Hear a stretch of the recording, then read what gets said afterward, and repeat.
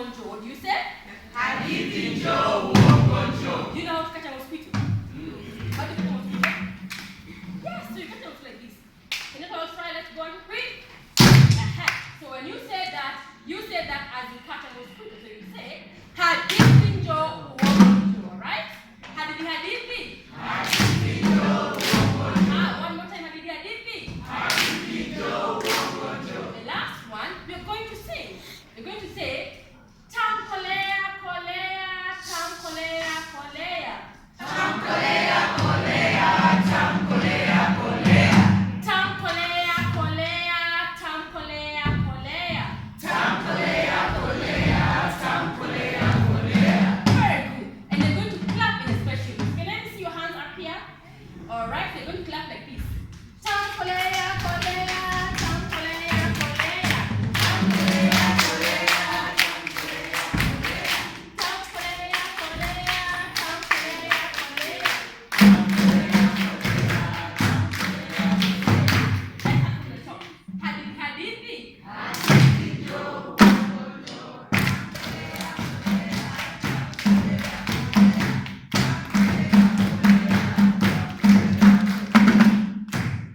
The next song that I'm going to sing, I know you know the song.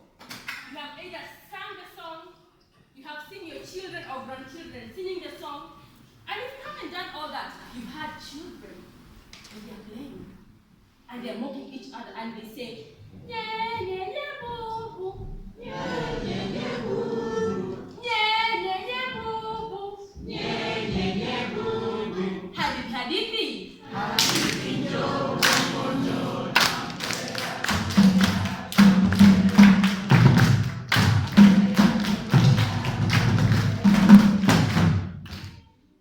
A hunter was walking in the forest. And as he walked, he heard a faint sound coming from far off. And he paused to listen. Nye, nye, nye, boo, boo.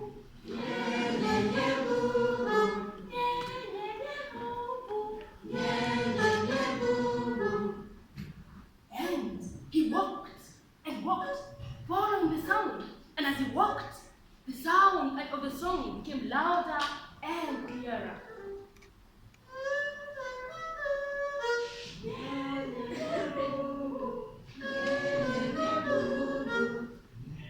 As he walked, and finally, he came to a big tree. And seated on one of the branches was a bird.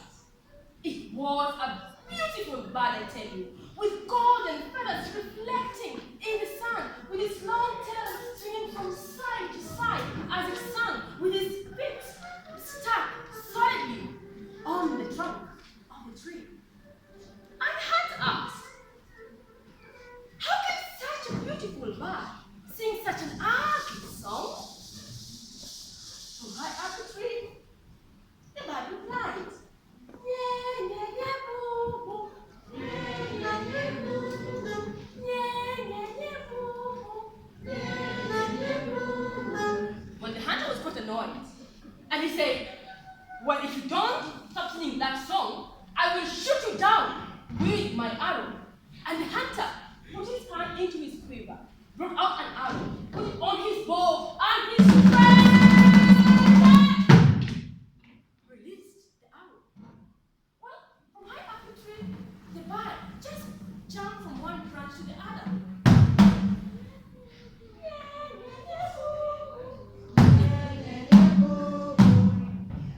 The hunter, of course, will get very annoyed. And he took another arrow, put it on his bow, and he struck and struck. Ah! This time, he didn't miss, for the arrow went straight through the bird's heart. And as the bird was falling down, he rushed with his sack, and the bird fell into the sack. And he took the sack, tied it properly, put it on his back. Now let's hear you sing your silly song, he said. And he walked quickly home, imagining the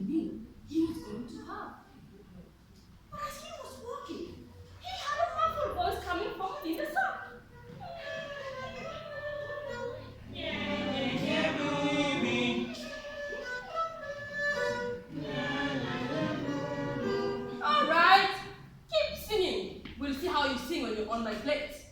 And when he got home, he put a big scoopful of water on the fire.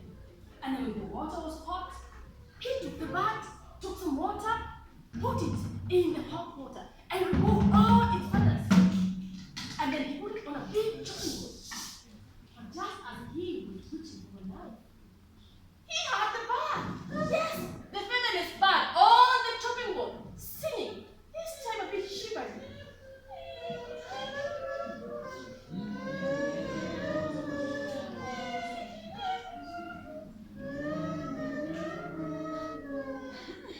But now the hunter was getting a bit determined, you know. What kind of a bird is this? A bird that you shoot, it does not die.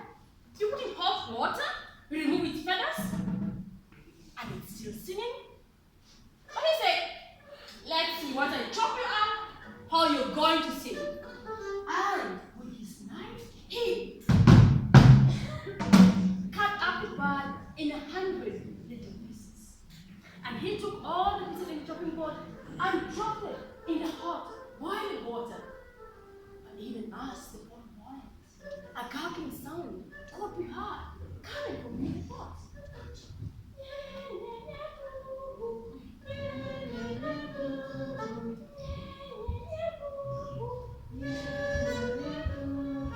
Well, this time the hunter was not afraid. How do you eat a bird? How do you eat food that is still speaking to you? Would you eat that food? Would you eat it? Oh, he said, I don't want to eat it. So he went and thought and thought and thought, and he thought,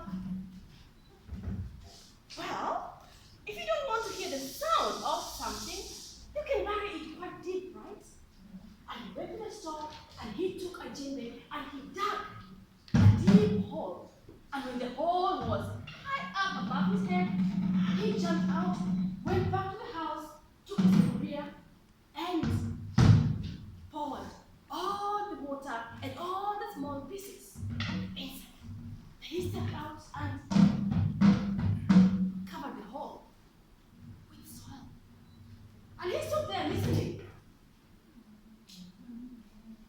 Nothing. And he walked to his door. Still nothing. And he got into his bed. And he lay down and covered himself and adjusted his pillow.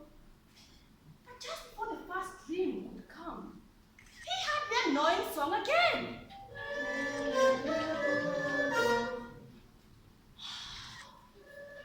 This was now getting out of hand. And he woke up very angry, and he went and dug out all the little pieces, put them in a small box. And he thought, he went to the store, took a rope, and he went with the box and the rope to the river. And when he got to the river, he tied one end of the rope to the box and the other end to a big rock. And he took the rock and threw it as far away into the river as he could. And of course, the rock was quite heavy. And the box and the rock sank to the bottom. And he wanted to hear the sound. For an hour, 2 hours, he waited all night until it was morning. And he did hear a sound, and he thought, yes, finally! And he went back to his house. Now, in the river with time, the rock loosened around the box, and the box floated to the surface. And it went down the river for days and days and days and days. And one day, it floated near a riverbank. And some boys were playing at the riverbank with other children. Oh, and when they saw the box floating, they remembered all the stories they had heard when they were growing up. Stories of mystery, stories of pirates and hidden treasure. And they imagined all the treasure they could find in that box. And all of them jumped into the water and came out of the box. And his uncle and all the children gathered around to see what was in the box. And when the box was opened, of the box came not one, but 100 golden birds, one for each piece that had been cut, and they were all flying and singing.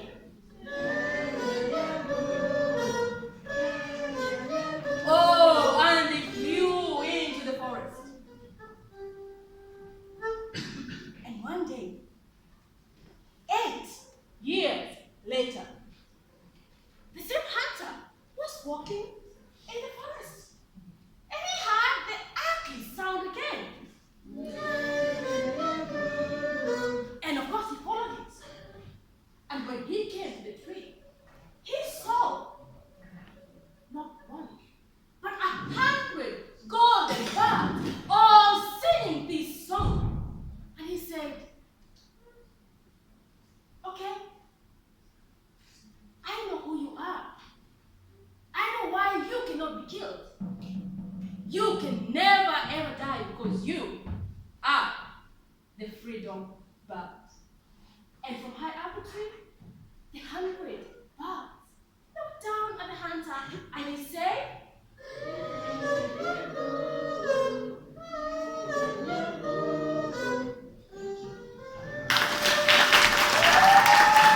Wow! Wangari, please.